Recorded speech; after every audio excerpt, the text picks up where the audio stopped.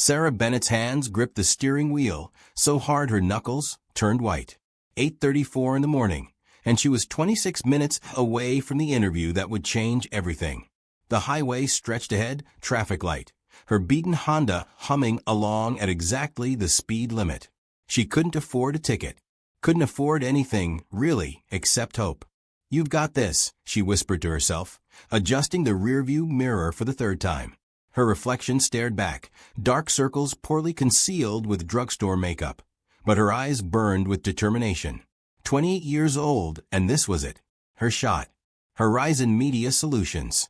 Director Anderson had practically promised her the position. "You're our top candidate, Sarah. Just don't be late." She wouldn't be late. She'd left 40 minutes early. Planned for traffic that didn't exist. She'd even practiced her handshake in the bathroom mirror, while Grandma Grace ironed her only professional blazer, the one with the small stain on the left cuff that Sarah prayed no one would notice. Her phone buzzed. Grace's text appeared on the dashboard screen. "Praying for you, sweetheart. You're going to be wonderful." Sarah blinked back tears.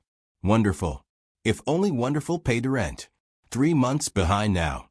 The eviction notice hidden in her underwear drawer so Grace wouldn't see it and worry more than she already did. Grace's arthritis medication sitting unpurchased at the pharmacy because Sarah's bank account had exactly $247.63, and the medication cost $400. But today would fix everything. Today, Sarah Bennett would walk into that interview and nail every question. She'd researched the company for weeks. Knew their campaigns better than the people who created them. She had ideas. God, did she have ideas? Fresh, innovative concepts that would make Director Anderson sit up and brake lights. Sudden, cascading. A wave of red washing across 3 lanes. Sarah's foot hit the brake, heart jumping. The car ahead swerved. Then the one beside it. And suddenly Sarah saw why. 3 cars. Twisted metal. Smoking engines. Glass scattered across the asphalt like deadly confetti. A silver Audi crumpled against the guardrail, driver's door hanging open. And there, stumbling out of the wreckage, a man in an expensive charcoal suit. Even from 50 feet away, Sarah could see the blood. It poured down his face, dark and thick, from a gash at his temple. He took 2 wobbling steps and collapsed to his knees on the shoulder. Cars slowed. Windows rolled down. Phones came out. At least 15 people had stopped, but they stood in a loose circle around the scene, filming, recording. One woman held her phone up vertically, narrating to her followers, "Oh my God, you guys, this is insane. There's blood everywhere." No one moved to help. Sarah looked at her dashboard clock. 8:36. 24 minutes until her interview. She could see the man from here. He was trying to stand, falling, trying again. His white shirt bloomed red. His hands pressed uselessly against his head. "Someone will help him," Sarah whispered. "The ambulance is coming. Someone else will." The man collapsed completely, face down on the pavement. Sarah's hand moved before her brain caught up. Turn signal. Pulling onto the shoulder. Stopping. Turning off the engine. Her body operating on some frequency her rational mind couldn't access. She grabbed the first aid kit from her trunk, the one Grace had insisted she keep, the one Sarah had rolled her eyes at. "You never know, sweetheart. You just never know." Her heels clicked on the asphalt as she ran. Someone in the crowd called out, "Don't touch him. You could get sued." Another voice, "Ambulance is coming, lady. Just let them handle it." Sarah ignored them all. She dropped to her knees beside the man, glass cutting through her pants. Blood soaked into the fabric immediately.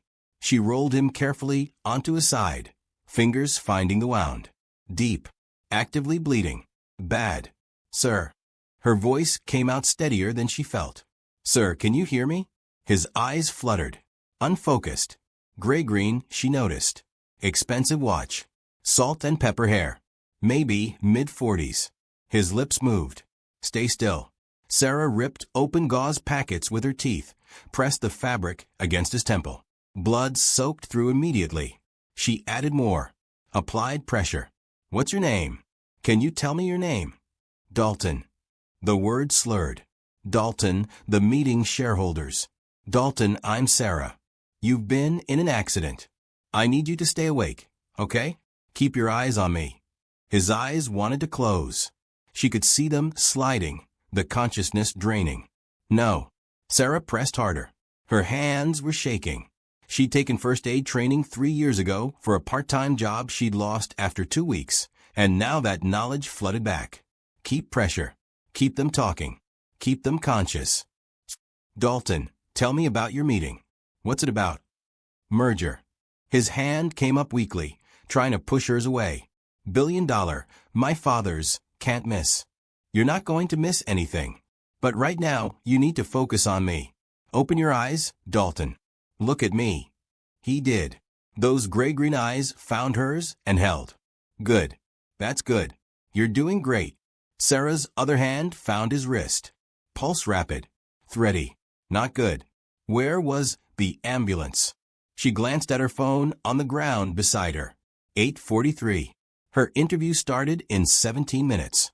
17 minutes to drive 26 more miles. Mathematically impossible. She looked at Dalton. His eyes were closing again. Hey. Sarah's voice sharpened. Dalton, stay with me. Tell me more about this merger. Is it exciting? Scary? Both. A weak smile. Everything riding on it. Whole company. Then you got to stay awake so you can get there. Come on. Keep talking to me. But she could see him fading. The blood kept coming despite the pressure. Her hands were crimson. Her blouse, the nice white one she'd bought specially for today, was ruined. Her phone buzzed. She could see the notification without picking it up. Calendar alert. Interview in 15 minutes. Sarah pressed harder on the wound. Stay with me, Dalton. Just stay with me. Sirens finally pierced the air. Sarah had never been so grateful for a sound in her life. The ambulance screamed onto the shoulder, paramedics jumping out before it fully stopped. A woman with kind eyes and efficient hands knelt beside Sarah. I've got him. You did good. The paramedics' gloved hands replaced Sarah's blood-soaked ones. Real good. He would have bled out without this pressure. Sarah stumbled backward, legs numb from kneeling. She watched them work, vitals checked, oxygen mask applied, stretcher deployed with practiced precision. Dalton's hand reached out weakly as they lifted him, his fingers grasping at air. At her. Then the ambulance doors slammed shut and he was gone, sirens wailing into the distance. The crowd dispersed quickly, disappointed the show was over. Sarah stood alone on the highway shoulder, covered in a stranger's blood, and looked at her phone. 9:23. Her interview had started 23 minutes ago. Her hand shook as she dialed. The phone rang twice. Horizon Media Solutions. How may I direct your call? Yes, this is Sarah Bennett. I had a 9 o'clock interview with Director Anderson. I was in an accident. Not hurt, but there was a man bleeding and I had to stop and help. Ms. Bennett. The receptionist's voice turned crisp. Cold. Your interview was scheduled for 9 a.m. sharp. It's now 9:24. I know, I'm so sorry, but there was a serious accident on Interstate 27. A man was dying and no one else was helping him. I'm a certified first responder and I couldn't just drive past. Hold, please. Elevator music filled Sarah's ear. She stared at the blood on her hands, under her fingernails soaked into her sleeves. 41 minutes. She'd stayed with him for 41 minutes. Kept him alive. Missed everything. A new voice came on the line. Older. Sharper. Ms. Bennett. This is Patricia Wong from Human Resources. Ms. Wong, please, if I could just explain. I'm sure you had your reasons, Ms. Bennett. However, punctuality is a core value at Horizon Media. Director Anderson had a very tight schedule this morning. We had other candidates. Sarah's stomach dropped. We extended an offer to our 10 o'clock candidate. They arrived 15 minutes early. They accepted on the spot. Patricia's tone suggested this conversation was already over. I'm sure you understand. In today's competitive market, we need people who show up. I did show up. Sarah's voice cracked. I showed up for a dying man who everyone else ignored. I saved his life. That's very noble, Ms. Bennett. But Mr. Dalton built this company on reliability and discipline. Wait, what? Mr. Dalton? Dalton Enterprises is our parent company. His values guide every decision we make. I'm sorry, but we're moving forward with another candidate. Good luck in your search. The line went dead. Sarah stood on the highway's shoulder, blood drying on her hands, and screamed. Just open her mouth and let it out. All the frustration, all the fear, all the crushing unfairness of doing the right thing and being punished for it. A passing truck honked. She didn't care. The drive home took forever. Every red light felt personal. Every mile was another moment to replay the decision, to imagine the other timeline. The one where she kept driving like everyone else. Where she walked into that interview on time, nailed every question, got the job, saved Grace, saved their apartment, saved everything. Instead, she'd saved a stranger named Dalton. Grace was waiting by the window when Sarah pulled up. One look at her granddaughter's blood-soaked clothes and Grace's face went white. Sarah, oh my God, are you hurt? No. Sarah's voice was hollow. I'm not hurt. She told the story sitting at their tiny kitchen table, Grace's hands wrapped around hers. Told her about the accident, about Dalton, about the 41 minutes that cost her everything. Grace listened without interrupting, her eyes filling with tears. You did the right thing, sweetheart. Did I? Sarah gestured at the bills stacked on the counter. The right thing doesn't pay rent, Grandma. The right thing doesn't buy your medication. I've been trying for 4 years. For years of interviews and rejections and barely scraping by. And the one time I finally get a real chance, I throw it away for a stranger who probably doesn't even remember my name. He's alive because of you. Is he? Sarah's laugh was bitter. I don't even know. For all I know, he died in that ambulance, and I destroyed my life for nothing. Grace squeezed her hands tighter. Sarah Elizabeth Bennett, look at me. You're not the kind of person who drives past someone dying. That's not who I raised. That's not who you are. The world is full of people who choose convenience over conscience. You chose differently. And look where it got me. It got you here. With me. Still yourself. Still good. Grace's voice was fierce. That matters, baby.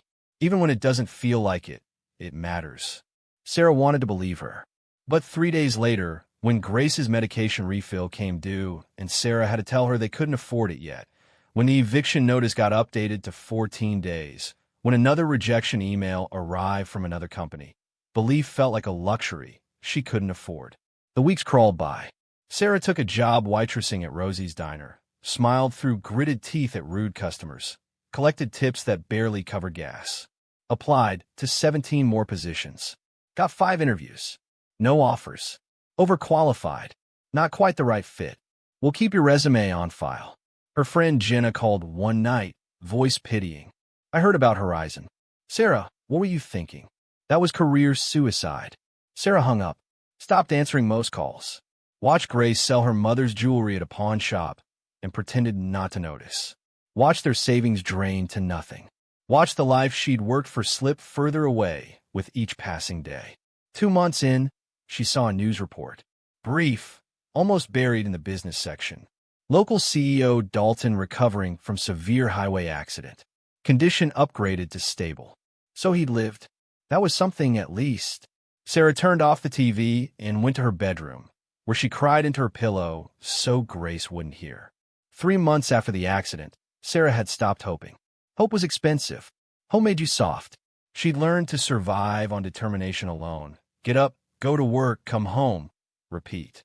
Keep Grace fed and warm. Keep the lights on as long as possible. Don't think about what might have been.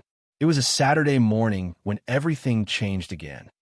Sarah was sorting bills at the kitchen table, calculator in hand, trying to make impossible math work. Grace sat across from her, doing a crossword puzzle, pretending not to watch her granddaughter's face grow tighter with each calculation. Rent, $5,550 in arrears. Grace's medication, $400, 3 days overdue. Car payment, $360 behind. Sarah's current bank balance, $89.14. We could call your Uncle Dennis, Grace said quietly. No. Sarah's voice was flat. We're not begging him for money. Not after what he said about you. Sweetheart, pride doesn't keep the lights on. Neither does humiliation. Sarah rubbed her eyes. The diner shift last night had gone until 2 a.m., and she had to be back at 4. Sleep was another luxury she couldn't afford. I'll figure something out. I always do. But she didn't know how. Not this time. The eviction notice gave them 11 days. 11 days to come up with money she didn't have, couldn't borrow, couldn't earn fast enough. She stared at the bills and felt something inside her breaking. Then she heard it, a distant mechanical thunder that grew louder, closer, impossible to ignore. What is that? Grace looked up from her crossword, frowning. The sound became deafening. The windows rattled. Pictures on the walls shook. Sarah and Grace rushed to the window just as a black helicopter descended into their tiny backyard, rotors whipping Grace's garden into chaos, sending lawn chairs tumbling. Oh my God! Sarah's hand flew to her mouth. That's landing in our yard. That's actually landing in our yard. Neighbors poured out of houses, phones already recording. Mrs. Chun from next door stood on her porch in her bathrobe, mouth hanging open. The Martinez kids climbed their fence for a better view. And Sarah just stood frozen, watching this impossible thing happen. The helicopter touched down. The rotors slowed. The door opened. A man stepped out.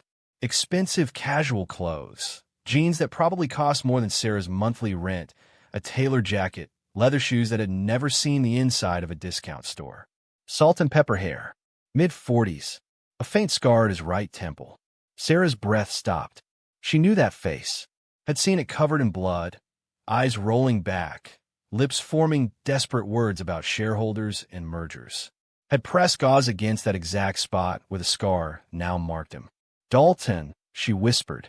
He walked toward their house with purpose, slight limp favoring his left leg. Sarah's hand shook as she moved to the back door. Grace was right behind her, gripping her arm. The knock was firm, confident. Sarah opened the door. Up close, his eyes were exactly as she remembered, gray-green, intelligent, now fully focused. He looked at her, and something shifted in his expression. Recognition. Relief. Something deeper. Sarah Bennett? She could only nod. My name is Dalton. 3 months ago, on Interstate 27, you saved my life. His voice was rough with emotion. May I come in? Sarah stepped aside wordlessly. Dalton entered their small living room. Worn furniture, peeling wallpaper, evidence of poverty everywhere. And he looked around not with judgment, but with something like reverence. Grace found her voice first. Mr. Dalton, I'm Grace, Sarah's grandmother. Please sit down. Can I get you some coffee or... No, thank you, ma'am. I won't take much of your time. But he sat on their threadbare couch, and Sarah and Grace sat across from him, both perched on the edge of their seats. I need to start with an apology, and a thank you, in that order. Sarah's throat was too tight to speak. Dalton leaned forward, hands clasped between his knees. The accident that day, I had a fractured skull, severe concussion. The doctors told me later that I'd lost so much blood, without immediate intervention, I would have died before the ambulance arrived. They said someone applied pressure to the wound, kept me conscious, saved my life. His voice cracked. That someone was you. I didn't know if you'd survived, Sarah whispered. I saw a news report 2 months ago, but before that, I had no idea if. I was unconscious for 6 days. When I woke up confused and in pain, I kept asking about one thing. The woman who stopped. The woman with kind eyes who told me to stay awake. He pulled out a folder from inside his jacket. It took my investigators 5 weeks to get a clear image of your license plate from the traffic cameras. When they finally traced it back to you, Sarah Bennett, I couldn't believe what I found. He opened the folder. Sarah's job application to Horizon Media stared back at her. Her stomach dropped. Oh God, you were applying to my company. To Horizon Media Solutions, a subsidiary of Dalton Enterprises, which I own. His jaw tightened. You had an interview scheduled that morning. 9 a.m. I was 23 minutes late. Sarah's voice was barely audible. Because I was keeping you alive. I know. Dalton's hands clenched the folder. I called HR. Asked what happened to Sarah Bennett. My HR manager, Patricia Wong, told me with pride that you were a no-show. Unreliable. They'd hired someone more punctual. Grace made a small wounded sound. I asked for details. She explained you'd called with some excuse about an accident, but they'd already moved on to a better candidate. Someone who showed up. His voice turned cold. So, I pulled the traffic camera footage. Watch you stop your car at 8:36 a.m. Watch you run to help me. The ambulance arrived at 9:17 a.m. You called Horizon at 9:26 a.m. Tears streamed down Sarah's face. She couldn't stop them. 41 minutes. You stayed with me for 41 minutes. You miss your dream job because you were busy saving my life. Dalton's own eyes were wet. So I called Patricia Wong into my office. Showed her the footage. Showed her the medical reports. Showed her my surgical scars. Asked if she'd bothered to verify your story. What did she say? Grace asked. She said she didn't need to. That punctuality was policy. Dalton's smile was bitter. I fired her immediately. Sarah stared at him, unable to process the words. The room felt too small, too hot, reality bending in ways her exhausted mind couldn't follow. Mr. Dalton, I don't understand why you're here. He reached into his jacket again, pulled out an envelope. Thick, official, handed it to her with both hands like it was something precious. Open it. Sarah's fingers trembled as she tore it open. Grace leaned close, reading over her shoulder. An official employment contract. Sarah's eyes scanned the words, but they didn't make sense. Senior Creative Director, Dalton Enterprises. Annual salary $140,000. Signing bonus $25,000. Full benefits. Starting immediately. Sarah looked up, shaking her head. This is too much. I can't accept this. You feel guilty and you're trying to. Stop. Dalton's voice was firm. This isn't guilt. This isn't charity. Listen to me carefully, Sarah. After I fired Patricia, I spent 2 weeks reviewing your application. Your portfolio. I called your references from college, from internships. Everyone said the same thing. Creative, dedicated, compassionate. That last word kept coming up. He leaned forward, urgent. I built Dalton Enterprises on one principle. Business should serve humanity, not the other way around. For 20 years, I've been looking for people who understand that, who live it. And then I find out the perfect candidate was rejected by my own company for being late to save my life. I don't have experience at this level, Sarah protested. Senior Creative Director. I was applying for an entry position. You have something better than experience. You have character. I can teach you strategy and process. I can't teach someone to be the person who stops when everyone else drives past. His voice broke slightly. Do you know what I was thinking about in that ambulance? In the seconds I was conscious. Sarah shook her head. Your voice. Stay with me. That's all I wanted. To stay. To live. Not for the company. Not for the merger. Just to stay. He wiped his eyes roughly. I'd built $1 billion empire and almost died thinking about a board meeting. You gave me my life back, and you showed me what actually matters. Grace spoke quietly. Does she deserve this position, Mr. Dalton? Honestly, yes, ma'am. Absolutely. I've reviewed her work. She's brilliant. But beyond that, I want leaders who understand what's important, who make hard choices, who sacrifice. He looked at Sarah. You sacrificed everything that day. Your dream job, your future, for a stranger. That's the kind of person I want leading my creative team. Sarah looked at the contract again. $140,000. The signing bonus alone would cover all their debts with money left over. Grace's medication, the rent, everything. She thought about the past 3 months, the humiliation, the exhaustion, the grinding poverty. Thought about Grace selling her mother's jewelry. Thought about crying into her pillow so her grandmother wouldn't hear. Okay, she whispered. Yes, I accept. Dalton's smile transformed his face. He stood, extended his hand. Welcome to Dalton Enterprises, Sarah. They shook hands. His grip was firm, warm, real. There's one more thing, he said, suddenly looking nervous. This part is completely separate from the job. You can say no, and it won't affect anything professionally. What is it?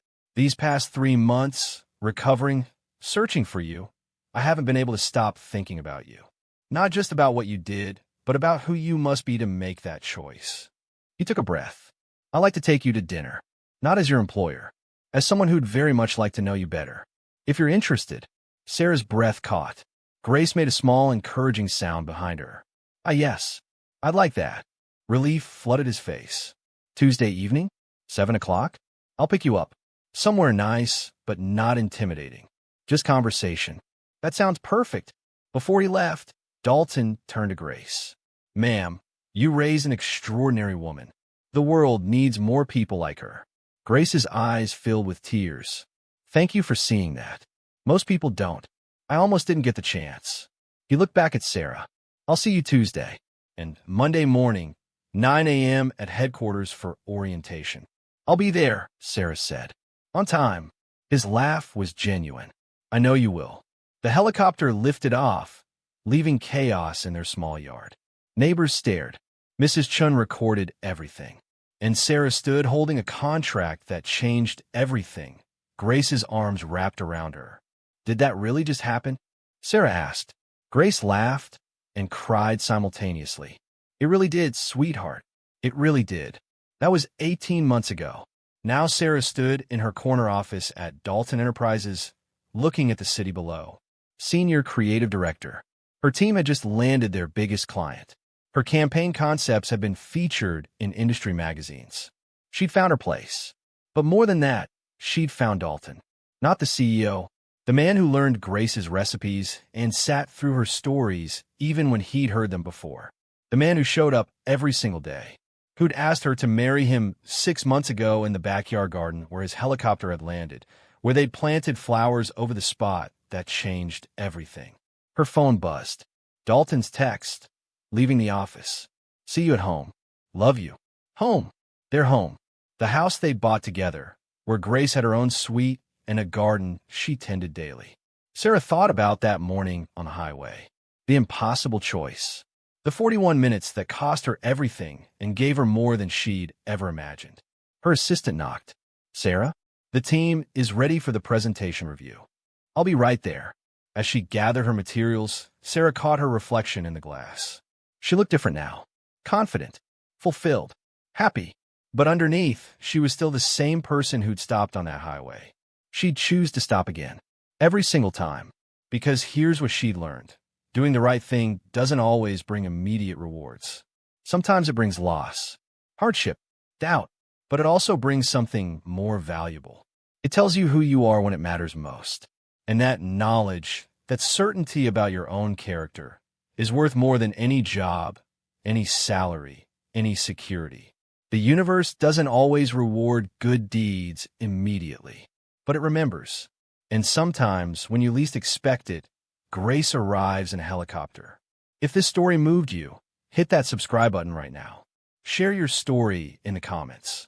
Have you ever sacrificed something important to help someone? What happened? Your story matters. And smash that like button to help this message reach someone who needs to hear that kindness is never wasted. That doing right, even when it costs everything, is always worth it. Because the person you become through those choices, that's the real reward. Everything else is just grace.